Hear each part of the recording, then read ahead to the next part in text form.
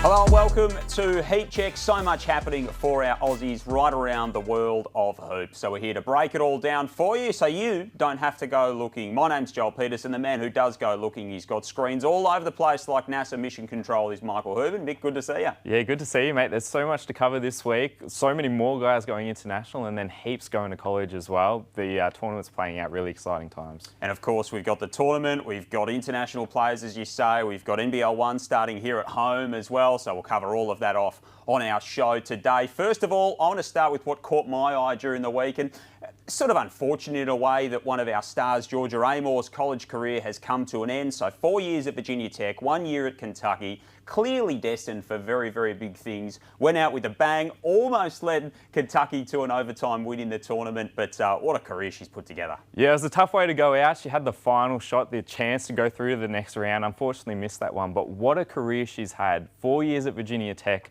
records everywhere. She went to Kentucky this past season, obviously had another fantastic season and covered all the records as well over there. I love the fact that she owned that game winner as well. It didn't go the way that she wanted, but she said she wouldn't have passed up that opportunity again. She got the shot she wanted, just couldn't make it. Sort of seems like she's made of the right stuff. Yeah, you can see it in her game. She is not afraid whatsoever. She's so fun to watch, a fantastic ball handler. She's got that killer crossover, makes tough shots off the dribble. She is someone that any guard at any level can learn a lot of. And you think of her achievements over 5 years at college, so all second team, all American, all SEC, all ACC, first triple-double in Virginia Tech history, so two pretty storied programs, and her numbers and her production was off the charts. Yeah, the best all-time assist leader in Virginia Tech history, just an insane facilitator as well as scorer, such a well-rounded point guard. And there's been some big names who've gone through that school across all sports as well. So all the very best to Georgia Amoore for whatever comes next. Of course, the product from Ballarat. We look forward to seeing a really long and distinguished international career. A player we're seeing a long and distinguished career from already is Josh Giddey. Of course, came through the NBL Next Stars program. He's now plying his trade for the Chicago Bulls, having been traded last season. There was a bit of consternation about how this would work out. I think at the moment it's working out pretty well for the Bulls, Mick. Best stretch of Josh Giddey's career. He's averaging a near 20-point triple-double since the All-Star break, shooting a career-high 38% across the season from three as well. We know that's such an important factor for Josh. I think people started to reconsider the Alex Caruso-Josh Giddey trade and who really won that trade. So this game against the Los Angeles Lakers, 15 points, 17 assists, 10 rebounds, 8 steals. How old are you? I'm 28. All right, so you weren't born in 1994 when David Robinson, the Admiral, had the last quadruple-double in the NBA in 1994 for the San Antonio Spurs. There's only been 4 ever, and Josh Giddey almost had one recently. Yeah, we know you can fill up the stat sheet, and the 17 assists is just incredible. He's one of the leading playmakers in the league. So awesome to see him with the keys on his own team. And hopefully he's set for bigger things, of course, with the Bulls, and then he's going to be such a big part of the national program in years to come as well. So he's certainly a name to keep an eye on, is Josh Giddey. The NBL wrapped up at the weekend in thrilling fashion. Of course, the Illawarra Hawks, congratulations to them as our NBL champions for 2025. What a final series that was, and what a momentous Game 5 in Illawarra. And these two men, Trey Kell and Tyler Harvey, having plied their trade in such fine style. Trey Kell was huge in that Game 5. They're both headed to China. Yeah, straight off the back of the celebrations, straight over to their next gig already. It's going to be really exciting to see Tyler Harvey. He's teaming up with a couple of really interesting names. Kenny Lofton Jr., this is someone I think could be an MVP candidate in the NBL. I want to see him here. The other guy, a little bit more obscure, shout out to the Breakers' previous ownership, Terry Lee, a former development player. He's averaging 15 points a game for that team as well. So there's so much to like about what they did in the NBL. And of course, Chris Golding is headed overseas as well, which is something we haven't been super sort of familiar with in recent times, is Golding going overseas. But CG's plying his trade as well. Yeah, it's quite interesting to see just the volume of players going overseas and players that we're not accustomed to seeing going overseas. Chris Golding feels a bit like our best kept secret in the NBL. He's one of the best shooters in the world, but we get to keep him here every season. It's going to be a little bit of fun to see him in a whole new market and a whole new fan base support and appreciate his talents. And some of the highlights, I'm sure that Chris Golding will deliver to a new fan base. That'll be very, very special indeed. So we've got two of those players heading to China. So while we're there, let's spend a little bit more time on China, because it is becoming a destination for players from right across the globe, particularly from our own shores. There's quite a few players there that we will touch on. But Why do you think China's emerging as one of the key destinations for international basketball? It is quite a unique spot. In many respects, you have to be an amazing import talent to be there. They have really high benchmarks for that. Obviously very financially lucrative as well. That always helps. The biggest thing as well though, on the flip side, it's a little bit of purgatory as far as the world basketball landscape. It's a league where the local talent and the import talent have a big disparity in their talent levels. So we see big stat lines from the imports and big usage rates. And we see big names going there. You think of, more recently, DeMarcus Cousins and these kind of guys. Here's the list of local players who are there. So obviously Kendrick Davis and Montrezl Harrell coming off outstanding seasons in the NBL. You've got Prather, you've got Cook, you've got Taco, you've got Pinder, Cam Oliver. Courtney's been putting up some big numbers as well. So the calibre of players going there from Australian basketball particularly is really, really solid. Yeah, you have to be a superstar, and we can see a real trend here. You either have to be a really high-level scorer like your Courtney or your Casey Prather, or you're going to be a big guy, no bigger than Taco Fall. Yeah, absolutely. There is no bigger than Taco Fall. The Casey Prather piece of this is interesting. He had a slow season or slow start to the season in the NBL before an absolute eruption of volcanic proportions propelled him toward All-NBL at the end of the season.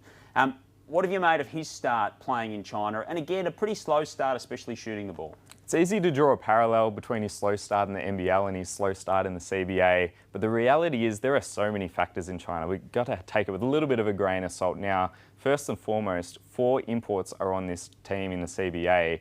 You can only have 2 on the court at any given time. That's limited his minutes. It's limited his teammates Keanu Pinder's minutes as well. And even in spite of his inefficiency, he's still averaging nearly a point a minute, which speaks to the pace of that league. So you can have 4 imports suited up for any one game, but only literally have 2 on the floor at any one time? Is that how it works? Yeah, literally 2 on the court at any given time. There are some exceptions when it comes to the fourth quarter. They actually have some nuance around where you are on the ladder and different restrictions as well. So there's a whole rabbit hole to it. So it's really simple. So it's easy to understand it. I'm sure that the players and the teams have no problem getting their head around those regulations. Yeah, I kind of wonder when some of these guys sign up whether they understand exactly what the rules are and how much they'll be playing. So that's one of the wrinkles of the CBA in China, but hopefully Casey Prather can find that shot, because what he did in our NBL season was extraordinary. Cam Oliver's also there, of course, not the season that he wanted with the Sydney Kings, certainly, but potentially maybe playing his way to a 3rd NBL home. What have you made of what he's been doing? Yeah, obviously an inconsistent season with Sydney, probably the least productive that he's had, but he is a comfort zone in China. He possesses all the traits of a successful CBA import. He's big, he's athletic. Those sort of traits are at a premium in that league. I'm sure it's helping build his confidence up. It'll be interesting to see whether an NBL team puts much stock into that when it comes to recruiting next season. Yeah, because we know that he's a physical presence. He's so explosive. You see what he can do there, and in those beautiful dark green uniforms, he certainly jumps off the page. Do you think he'd be worth a look for an NBL team again? Well, we know he has so many traits that possess value at the NBL level. He is an incredibly talented player. I don't think we're going to see him back in Sydney based on what we saw, but depending on team needs, there's definitely a role there for him. And he's definitely a highlight machine. We know that, Cam Oliver, the calibre and the excitement level that he provides to the floor is certainly something. So he will be a name to watch as NBL teams and world basketball teams make their roster moves. One I wanted to throw at you was a couple of registration issues for a couple of players. So Keandre Cook and Keanu Pinder have faced some issues with registration. Now, I don't know whether this is like, Monday night domestic basketball when you need a fill-in and you just ring a mate and say, hey, I know you're not on the team sheet. I know you haven't paid your subs, but can you come and fill in? We'll just say that you're Johnny even though you're Luke. I don't know whether it's like that. What do you understand of how this is happening? As far as I understand it, you're not far off. There is a rotation constantly of players and imports in the CBA. Look, we know Eric Bledsoe got a season-ending injury. That's why Tyler Harvey has joined that team. And they just bring guys in and out like that willy-nilly. Willy-nilly. So any time you're making a domestic basketball analogy and it isn't too far off the mark, it's certainly pretty confusing. So China's going to be a place to keep your eyes peeled if you're interested in the fortunes of our Aussies. Of course, you can find the full off-season tracker at basketball.com.au to keep abreast of everything that is happening. One big part of what's happening, of course, is March Madness. It captivates the basketball world at this time of year, everything that's happening in the States on the men's and the women's side of things.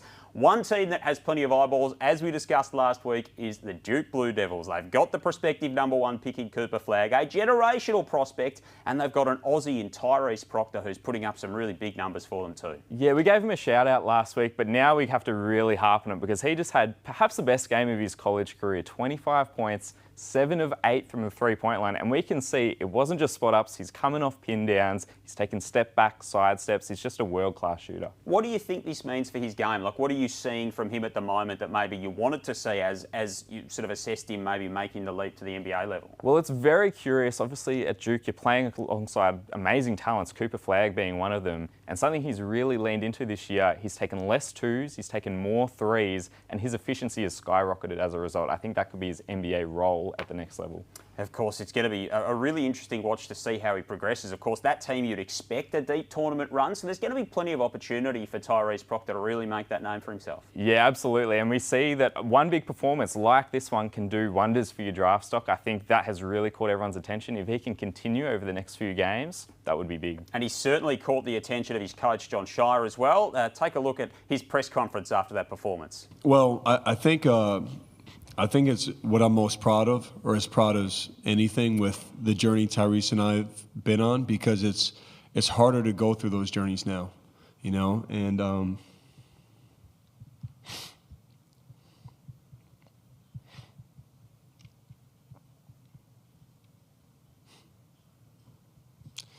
you know, Tyrese.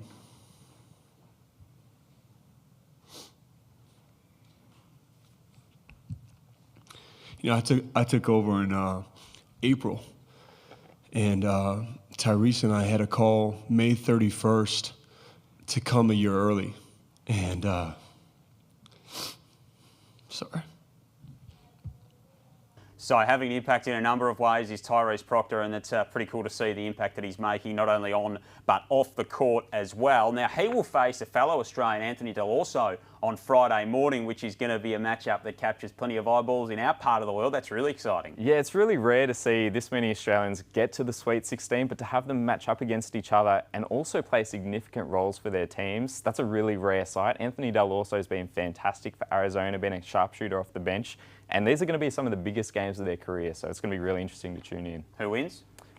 Duke. I was going to say, it would take a very bold man to predict against the Blue Devils the way that they are travelling at the moment. On the women's side of things, there's some good stuff happening there as well. So Agnes Emma Nyopu, who's playing for TCU. That's a really big program, of course. The Horned Frogs, magnificently named as well. Yeah, always have to throw that in there. But she had 23 points, a career high out of Ocean Grove, so down near Geelong in Victoria. And again, doing some really nice things, building on her game. She's playing alongside some big names there at TCU as well. So another Aussie who's capturing plenty of attention. Yeah, really cool to see her get her shine at TCU. She started with Stanford and won a championship. She had a lot of success there, played alongside Cameron Brink, but she's playing a lot more minutes now. Also on a strong team alongside Hayley Van Leith. But the biggest thing for her, 23 points. Her previous season high was 12, so really stepping up in the big moments. We spoke about the transfer portal last week as well, Mick, which has been such a change to college basketball in recent seasons with really its proliferation and the way that it has evolved the game. Now, that's open at the moment. There's players that are working their way through that. There's people in the middle of that process as well on behalf of schools and players and that type of thing. Aussie Oscar Clough is going to be a big watch as far as that goes. Yeah, potentially one of the biggest players in the portal right now. He had a phenomenal season, second in rebounding across all conferences. He was the second biggest scoring big man across all the conferences as well. So he's entered the portal under usual circumstances. He'd be looking to join the NBL right now, but he gets a waiver. He gets an extra year because he played some JUCO basketball. That means every big college across the country is chasing him right now. So South Dakota State is where he is at the moment, maybe looking for a move to a bigger school. What do you like about his game? Yeah, look, so there are some real standout qualities. He's 6'11", he's got a fantastic frame, incredible moves in the post, great footwork, great touch, and he can really pass out of there as well. And taken the road less travelled, an interesting story in the way that he sort of made his journey to this level? Yeah, didn't play for the Queensland under-20 team. Very overlooked, even playing JUCO, very overlooked at every step of the way. Now, it's really interesting to see Sweet 16. We've got 4 Australians in the Sweet 16 right now. Out of those, Oscar didn't play for Queensland. Anthony Dell'Orso didn't play for the top Victorian team. And Mawot Mag at BYU never played for Victoria as well. So it goes to show it's not about where you are as a junior, but where you go up from them. Yeah, there's always different ways to get to where you want to go. The road less travelled, sometimes still a productive road. One name that's making big waves is Max McKinnon. Of course, it's a very famous name as well. Now, I don't know a great deal about Max McKinnon. I'm going to rely on you to fill me in about this very talented young man. Yeah, son of Sam McKinnon, NBL NBL legend. He is a very different player. He's a wing, but very versatile. We've got to talk about Max for a few reasons. He's in the portal. He's one of the bigger names outside of Oscar in the portal, so exciting to see where he lands. But also, Joel, I wrote a top 10 list in basketball.com.au about the college players. I left Max off. I snubbed him. And I'm going to excuse myself here. He was really good after January. His conference play was phenomenal, over 18 points a game, really stepped up. Max, I know you saw that. I'm sorry, I apologise. You stepped up in a big way. He's had a phenomenal season, and it'll be interesting to see where he plays next. It's easy to excuse yourself from the scrub. I'm interested to see whether Max McKinnon excuses you from that snub. So is it Portland at the moment? Again, as we've spoken about, it's been a really productive school for Aussies going there, and we know that there's been a lot of players who've come through that program in the recent times, Aussie Rap and Tyler Robertson and these guys who've sort of gone on to bigger things. What kind of opportunity do you reckon Max is looking for? Yeah, I think Max will be looking for a step up in conference, a bit more of a challenge, and we saw the benefit of that with Ryan Smith as an example, who we spoke about last week, someone who proved himself at a smaller school in Charleston, but when they saw him do it again at Louisville, they sort of went, okay, this guy's better than we thought he would be. Yeah, so Max, we love your work, and just make sure you keep watching us here on Heat Check. Aussie's doing good things in the G League as well over in the States. Jack McVeigh's been filling it up, really what he does for a living, of course. This time last year, he was so prolific in that championship series for the Tassie Jack Jumpers. 33 points for the Rio Grande Vipers at the weekend, and getting sporadic NBA opportunities, but when he goes back to that G League level, making the most of it. I know some people feel like the G League, it's kind of empty stats. We don't know what to make of it. I agree sometimes. I think Jack is perfectly suited for this league. We know he's someone that can fill it up. He really thrives in that pace and space. And filling up with 8 threes in this game, he's a sharpshooter, and we know he's going to let it rip. And for the team that sort of pioneered that pace and space revolution in the G League as well, of course, Rio Grande was right at the forefront of it all, sort of 10 maybe or more years ago, and he seems like a good fit for their program. It does feel like things have aligned for Jack to go to Houston. He just is that type of player, and I'm curious to see, he's on that 1 year, two-way deal. Will he come back to Tassie next season? Will he continue? It'll be interesting to see how much faith Houston have in him. Of course, a man who he played against in that championship series last year was Luke Travers, who is with Cleveland. He's putting up big numbers as well, a triple-double recently for Travers. So his development just continues to really show itself. Yeah, I think Luke's one of the most underrated young talents we have. On the season, he's averaging 15, 9 and 7, and I think those 7 assists a game really stand out because he's not someone that's a point forward. He's sort of a connective player, but it just goes to show his intelligence and his ability to make plays. And again, in the pace and space of the G League, he is just able to carve defences up with his intelligence and his skill. He's creative. I would imagine defences maybe wouldn't expect the kind of skill set that he has when they see him. Yeah, he kind of lulls you a little bit. He's athletic, but not in an overbearing way. You don't really notice it immediately. But again, just that ability to put the ball on the deck, make the right plays, it goes a long way. And a big shout out to Johnny Furphy as well, who had a career high for the Fort Wayne Mad Ants, subbed in for the Pacers same day. That's a hell of an effort, so he's doing some good things, and no doubt we'll talk more about him in episodes to come. NBL 1 starts this weekend. We spoke about that right off the top of the show. There's plenty of players, plenty of big names that we're looking forward to seeing. One name that I'm really looking forward to seeing is Izzy Borlace, Olympian, South Australian basketball product. She was drafted in the WNBA, hasn't quite made her way there yet. She is playing for the Melbourne Tigers in the NBL 1 South. This is going to be huge. It's an absolute privilege to have someone of this calibre drafted to the WNBA playing in NBL 1 South. It's pretty special. I can't wait to see her play. And Steph Reed, of course, is playing as well in the NBL 1 South for Diamond Valley. So there's a couple of really big names there coming to that particular conference. Of course, the Central, South and East kick off this weekend. The North and the West a little bit later to come.